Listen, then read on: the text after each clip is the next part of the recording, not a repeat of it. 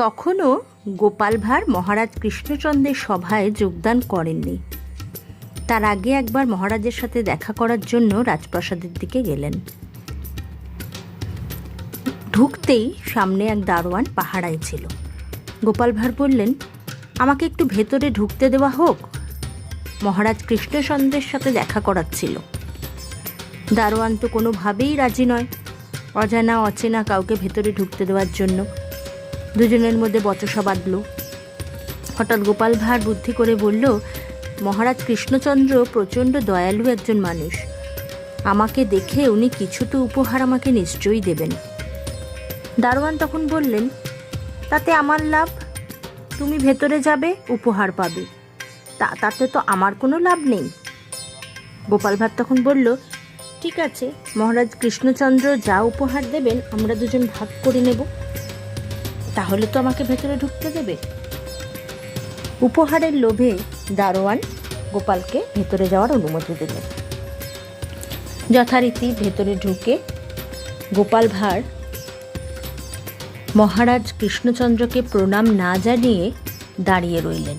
তার এই বেয়াদপি দেখে মহারাজ কৃষ্ণচন্দ্র প্রচণ্ড রেগে গেলেন। রেগে গিয়ে গোপালকে 50 ঘা বেতের বাড়ি দেবার আদেশ দিলেন। গোপাল তো অবাক। গোপাল তখন বললেন, দাঁড়ান দাঁড়ান মহারাজ, ওই 50 ঘার মধ্যে আমাকে 25 ঘা বেতের বাড়ি দেওয়া হোক, আর আপনার বাইরে যে দারোয়ান আছে তাকে 25 ঘা দেওয়া হোক। মহারাজ কৃষ্ণচন্দ্র বললেন, কেন, কি ব্যাপার? গোপাল বললেন, আসলে আমি তো অজানা অচেনা একজন লোক, আমাকে প্রবেশ করতে দেওয়ার অনুমতি দেওয়াটা দারোয়ানের ঠিক হয়নি। তো দারোয়ান উপহারের লোভে অনুমতি দিয়েছিল, এই শর্তে যে যা উপহার আপনি আমাকে দেবেন দুজনে অর্ধেক করে নেব। তা 50 ঘা বেতের মধ্যে আমি 25 ঘা, দারোয়ান 25 ঘা। এই কথা শুনে মহারাজ কৃষ্ণচন্দ্র দারোয়ানকে ডেকে পাঠালেন এবং 25 ঘা বেতের বাড়ি দারোয়ানকে দেওয়া হলো। গোপালকে দেওয়ার আগে মহারাজ কৃষ্ণচন্দ্র ভাবলেন যে এই বুদ্ধি করে দারোয়ানকে তার ভুলটা তো ধরানো গেল, অজানা অচেনা কাউকে যে রাজপ্রাসাদে ঢুকতে দেওয়া ঠিক নয় এটা তো গোপাল ভাঁড় দারোয়ানকে বোঝালো।